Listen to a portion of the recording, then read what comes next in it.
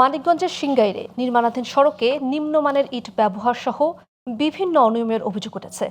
কাজ শেষ হওয়ার আগে থেকেই দেবে গেছে সড়কের বিভিন্ন অংশ।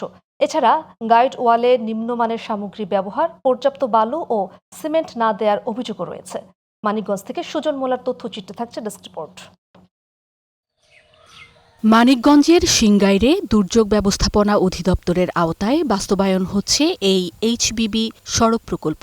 2025-26 অর্থবছরে উপজেলার চান্দহর ইউনিয়নের চাকপালপাড়া সড়ক থেকে ইসলামপুর পর্যন্ত 1000 মিটার সড়ক নির্মাণে ব্যয় ধরা হয়েছে প্রায় 76 লক্ষ টাকা। কাজটি পেয়েছে ঠিকাদারি প্রতিষ্ঠান মেমার্স আরব এন্টারপ্রাইজ। স্থানীয়দের অভিযোগ, সড়কটি নির্মাণে ব্যবহার হয়েছে নিম্নমানের ইট। সড়ক ও গাইডওয়াল নির্মাণে দেওয়া হয়নি পরিমাণ মতো বালু ও সিমেন্ট। ঠিক মতো বালু দেয় না, বালু 6 ইঞ্চির জায়গায় 3 ইঞ্চি দিচ্ছে কিনা সন্দেহ আছে।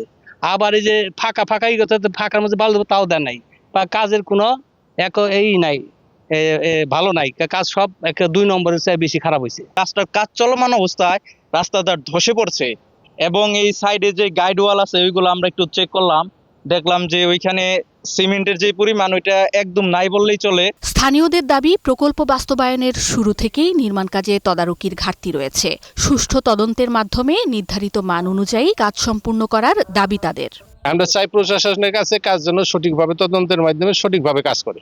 ও দীর্ঘ ভোগান্তির পরে আমার রাস্তাটা কাজ শুরু হয়েছে। এখানে রাস্তার যে কাজগুলি যেভাবে করার প্রসেস মতো কাজ হয় নাই। এদিকে সরকারি নির্দেশনা ও প্রকৌশলগত মানদণ্ড অনুসরণ করে প্রকল্পের কাজ করা হচ্ছে বলে দাবি ঠিকাদারের ম্যানেজারের। এই গাড়িটায় সবই 1 নাম্বার আছে, কিন্তু ওইখানে আমি নিজেও দেখলাম 2-3টা 2 নাম্বার আছে, কিন্তু ও আমরা আসার আগেই ইটটা নামাই দিতে চলে গেছে। এই ইটটা কিভাবে আনলো, কার সাথে কন্ট্যাক্ট করে আনলো, এ ব্যাপারে আমি কিছুই জানি না।